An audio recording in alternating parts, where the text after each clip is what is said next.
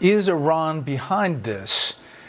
With that question and more, we welcome in the chairman of the House Foreign Affairs Committee, Texas Republican Congressman Michael McCaul. Mr. Chairman, thanks for the time. You know, that question posed by Scott Pelley on 60 Minutes and the answer received by the president really raised some eyebrows, I'm told, in the foreign policy and intelligence community. What was your thoughts when you heard it, and what can you tell us about it?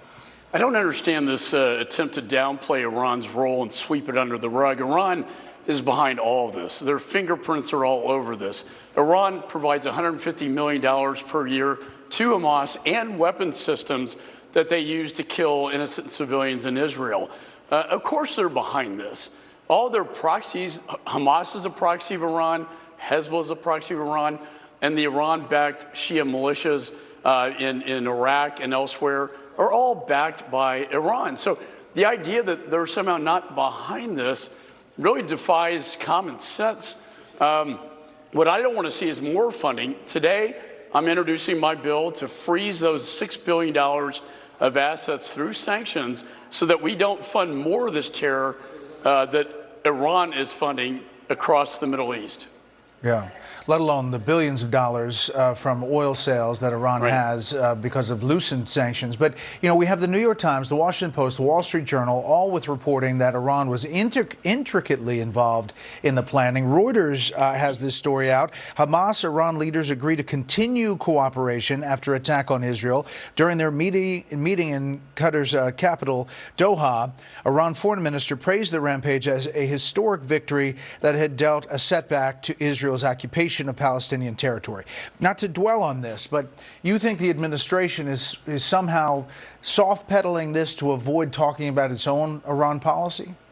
You know, I don't know what else to think about it other than they desperately want this nuclear weapons agreement with Iran. But the fact is, they are behind this. And in fact, the president of Iran said that if Israel invades Gaza, that Iran will have to take action. Now, what does that mean? We don't know exactly. We think the proxies will light up, including Hezbollah.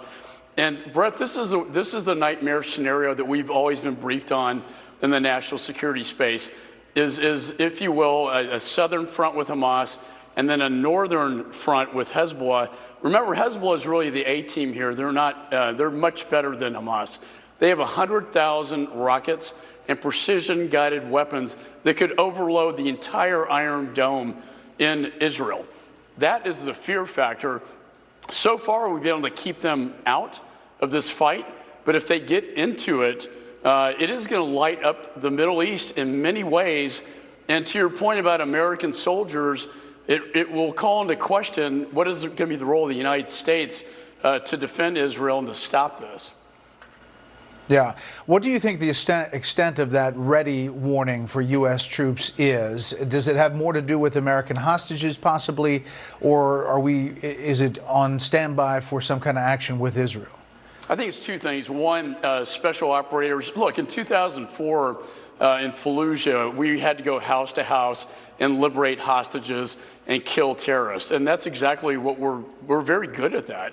And so we're training the Israelis how to go house to house, including the hostage rescue team from the FBI. But it also has the impact of deterrence. And I think that's important, very important when it comes to Iran and Hezbollah. As they see, you know, this aircraft carrier in the Eastern Mediterranean surrounded by all these battleships from the United States, they know that we're serious about taking action, if necessary, to stop a greater conflict. The key here is to contain and not have an escalation. We don't want Hezbollah into this. We don't want Iran any more into this than they already are. And, you know, my committee does the authorizations of use of military force. I don't want to be passing that out of my committee with this conflict. Yeah. Well, as we look at a map, I want to put a map up of Gaza and the escape routes here. And the Israelis are telling the Palestinians inside Gaza to get down from that upper red part in the north down to the south. You know, possibly a ground operation begins sometime in coming days, hours, we don't know. But that one crossing at the south along the southern border with Egypt, the Rafah border crossing, is so far closed off.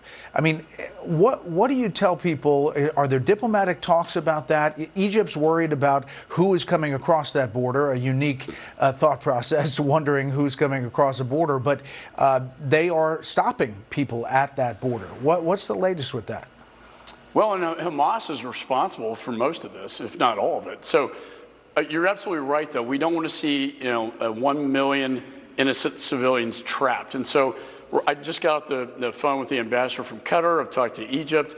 The Saudis want to play a role in this in terms of financing to get some of these, to have a release valve, if you will, out of Gaza to a safer place where they can be protected from Hamas, but also as Israel begins its second phase going in. The Israeli military plan is, number one, they've gone after the top Hamas leaders. They've been very successful at command and control. Number two is going to be a blockade in southern Gaza to block Hamas from coming down to use these civilians as shields, if you will, that they can then use against the Israeli army. So this is how it's very dangerous right now. We don't want to see innocent civilians killed. I only have a few seconds here, Mr. Chairman, but I want you to take off this chairman hat and put on the chairman that you used to be of the Homeland Security Committee. We're getting ready to do a story about the domestic threats, and you would say that they are real for us, whoever's already gotten through our southern border. Right. We've had 7 million encounters at the southern border. We know that hundreds have been on the terror watch list. When I was chairman of Homeland Security Committee, just a handful of those, there were only 19 hijackers that took down the World Trade Center. I cannot ever get an assurance from the administration that we haven't let this get in. In fact, there was an ISIS, basically organizer that was getting in all these Uzbekans into the United States of America. It doesn't take very many to cause a lot of destruction, and we know the border is wide open, and that is why this policy is so dangerous. Mr. Chairman, we appreciate your time. Love to have you back. Thanks, Bret. Thanks for having me.